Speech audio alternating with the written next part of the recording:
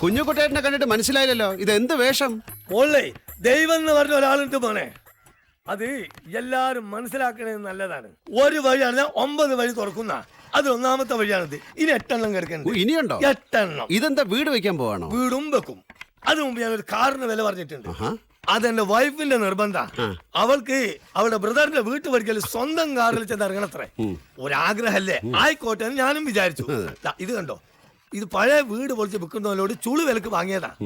ഇത് ഞാനൊന്ന് ബാരന്റി പോലീസിട്ട് 5 ഇരട്ടിക്ക് മറിച്ച് വിൽക്കും. നിങ്ങൾ ഇവിടെ ഒരു കൊല്ല ഉളി ഉന്തി ഉണ്ടാക്കണുണ്ടല്ലോ, ഒരു ഒറ്റ ആഴ്ചകൊണ്ട് ഞാൻ ഉണ്ടാക്കും.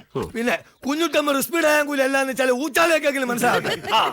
എന്റെ പെങ്ങളുടെ കണ്ടകശനി കഴിഞ്ഞിട്ടില്ല എന്റെ പ്രേമ. അവള് ഇനിയും കുറെ കഷ്ടപ്പെടും. ആയിക്കോട്ടെ, എത്ര കഷ്ടപ്പെട്ടാലും നിങ്ങളെ തിന്നിറങ്ങാൻ വരുന്നില്ല പോരെ? അല്ല, ഇത് ഞാൻ എത്ര കേട്ടതാ. ഫുട്പാത്തിൽ ചെരുപ്പ് കച്ചവടം തുടങ്ങിയപ്പോഴും തട്ടുകട നടത്തിയപ്പോഴും നീ ഇത് തന്നെയല്ലേ പറഞ്ഞത്.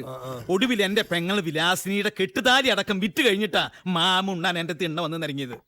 ആദ്യം 2 കണ്ണഞ്ചരട്ട എടുത്ത് കയ്യിൽ കുത്തിപ്പടിക്കടാ. സമ്മതിച്ചു. സമ്മതിച്ചു പ്രേമ, നിന്നെ സമ്മതിച്ചിരിക്കുന്നു.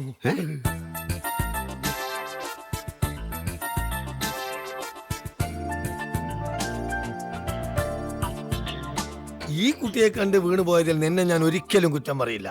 എന്തൊരൈശ്വര്യം! ഇതെന്താ പതിവില്ലാത്തൊരു സംഭവം? കാലത്തൊന്നും കഴിക്കേണ്ട പോകുന്നത്. ചോറും കൂട്ടാനും റെഡി ആയപ്പോ ഞാൻ എടുത്തോണ്ട് പോകും. അത് നന്നായി. മീൻ വറുത്ത എല്ലാവർക്കും വെച്ചിട്ടുണ്ട്, ചോറ് മൂപ്പർക്ക് മാത്രമേ ഉള്ളൂ. മഹാഭാഗ്യവാൻ. വർത്താനം പറഞ്ഞിരിക്കണമെന്നുണ്ട്, എന്ത് ചെയ്യും? നേരല്ലേ, ഒരു ബിസിനസ്മാൻ ആയി പോയില്ലേ. ഡ്രൈവർ, വണ്ടി എടുക്കൂ. ഞാനും കൂടെ കൂട്ടെ സുരേഷ് ഏട്ടാ. വൈകുന്നേരം മാഷിക്ക് ചായ കൊടുക്കാറാകുമ്പോഴത്തേക്കും എത്തിയാ മതി. യോ വേണ്ട വേണ്ട, ഇവിടെ പണിയെടുപ്പിച്ച് നിന്റെ സൗന്ദര്യം കളഞ്ഞു എന്ന് പറഞ്ഞു പ്രേമേട്ടന് ഇനി ഞങ്ങളെ തിന്നാൻ വരും.